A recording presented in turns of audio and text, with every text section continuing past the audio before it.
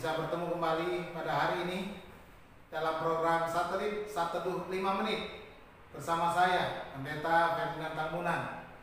Saudara-saudara, mari kita siapkan hati kita. Sebelum kita membaca firman Tuhan, kita berdoa terlebih dahulu.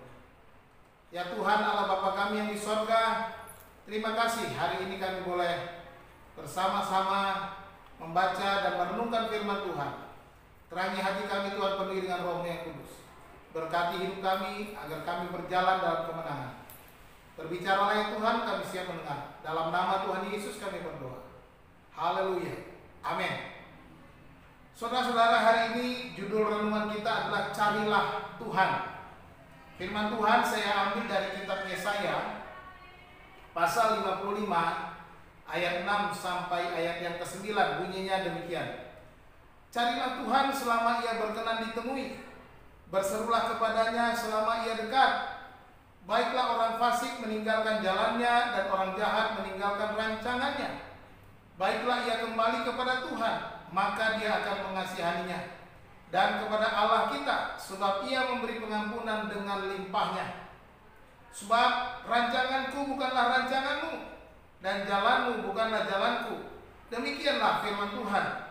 Seperti tingginya langit dari bumi, demikianlah tingginya jalanku dari jalanmu dan rancanganku dari rancanganmu. Amin.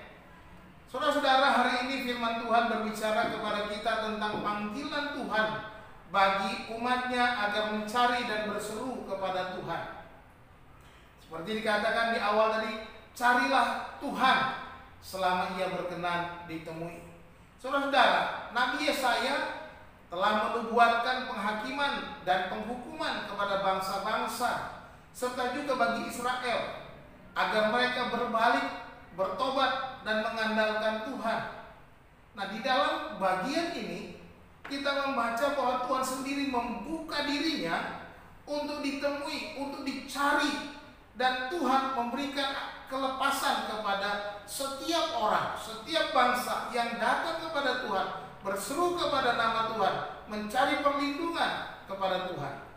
Di dalam ayat yang ketiga, Tuhan menyatakan kasih setianya yang teguh kepada umatnya. Dikatakan, sendengkanlah telingamu dan datanglah kepadaku.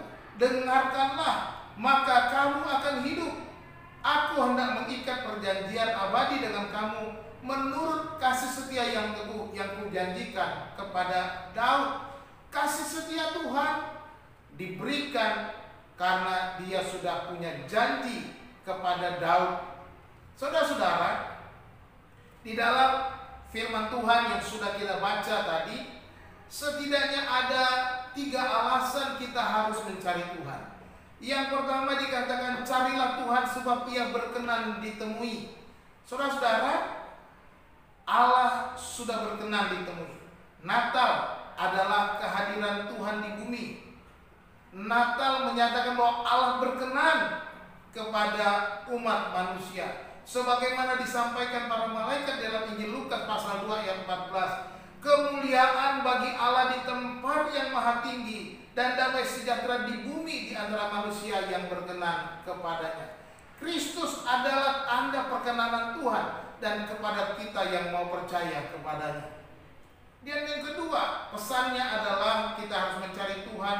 Carilah Tuhan dengan pertobatan. Dikatakan di dalam ayat yang ke-7 tadi dikatakan supaya setiap orang fasik meninggalkan jalannya dan orang jahat meninggalkan rancangannya. Artinya mereka harus bertobat.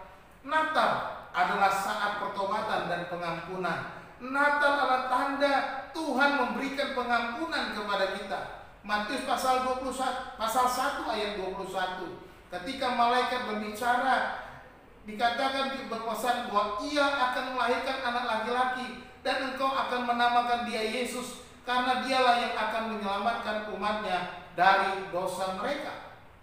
Itulah pesan malaikat kepada Yusuf ketika dia hendak menceraikan Maria secara diam-diam. Nah, pengampunan diberikan kepada kita dan Yesus datang untuk mengampuni dosa.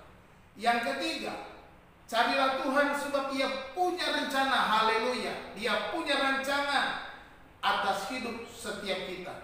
Di dalam ayat 8 dan 9 dikatakan di sana bahwa rancanganku bukan rancanganmu, jalanmu bukan jalanku. Demikian firman Tuhan. Seperti tinggi langit, seperti tingginya langit dari bumi, demikianlah tingginya jalanku dari jalanmu dan rancanganku dari rancanganmu.